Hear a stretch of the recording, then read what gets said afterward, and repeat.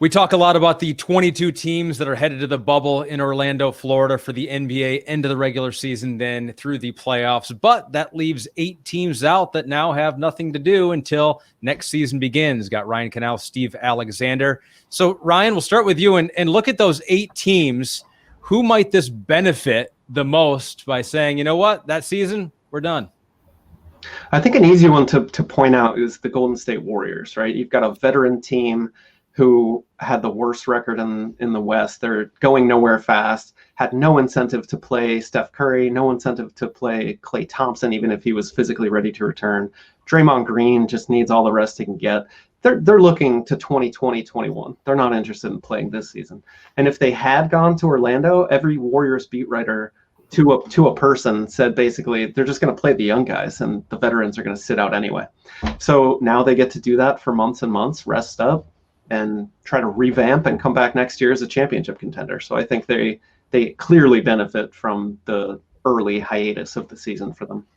What about a team like the Bulls, Ryan? A team that seems to be trying to go through some sort of a culture change, player first, I think is the quote that's been floating around there. The Bulls now have maybe a little bit extra time.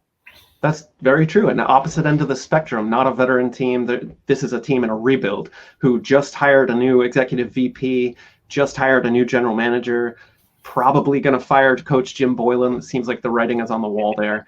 And they've got young players who need to develop, and now they have extra time to implement a new plan, new leadership, and get everybody on the same page heading into the next season. Because make no mistake, this is an organizational overhaul for Chicago, and things like that do not happen overnight. So having the benefit of an extra long offseason, I think, is a really unique opportunity for the Bulls to hit restart.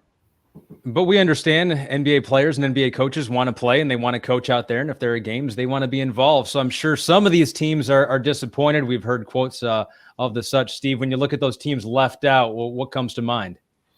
Well, a team like the Atlanta Hawks, they traded for Clint Capella, the center, last year, but he was injured. They never got to see him play with Trae Young and John Collins. And Travis Schlenk, their GM, he wanted to see 8 games of those 3 guys playing together. So the Hawks are kind of sad. There's also been a lot of talk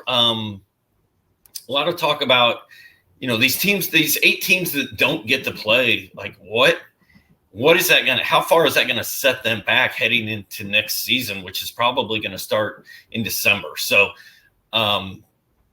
I get why these GMs, especially the guys that are paying the players, they want to see their product on the court. And perhaps no team in the league is as exciting and young as the Hawks are, with the way Trae Young has come along.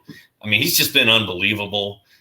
Capella's a huge piece for them. And then John Collins is with Jaren Jackson Jr., one of the most exciting young big men in the league. So I get why the Hawks are bummed that they couldn't at least go out there and play 8 games. It'll be interesting to see if they do, have a summer league, maybe just for those teams that didn't get to go to Orlando. Yeah, what do you think about that, Ryan? Yeah, I was going to ask you, do you think that's likely? Do you think the NBA looks at this and says, this is unfair for the 8 teams that they don't get to practice at least together these next month or 2? I absolutely do. And Steve mentioned a lot of young teams, they need as much development, as much court time as they can give these guys. And there have been a variety of proposals. I believe mini summer leagues or something they've talked about, where these teams can get together, maybe televise a handful of the games in Orlando in a separate structure sort of than the existing season, just as a way to stay competitive, keep these young guys engaged. I mean, you're talking 20-year-old players are going to be off for months and months and months. They need some way to keep them engaged and in a team structure. So the league is absolutely aware of that. There's also a proposal that these 8 teams can resume the 2020 season with their training camp earlier than the teams that are going to Orlando to play in the bubble. So it's a real problem, a real concern for these mostly young rebuilding teams. And the league is aware of it, and they will implement various measures to try to, change that competitive disadvantage. You got to do something that's equitable, but you're trying to balance safety and what makes sense. And if you do not have a shot at the playoffs, maybe it's just safer in this environment to stay home and practice on your rooftop there if that's what you have to do. So those teams will not be going to Orlando. They'll be watching like the rest of us. Ryan, Steve, thanks for your time.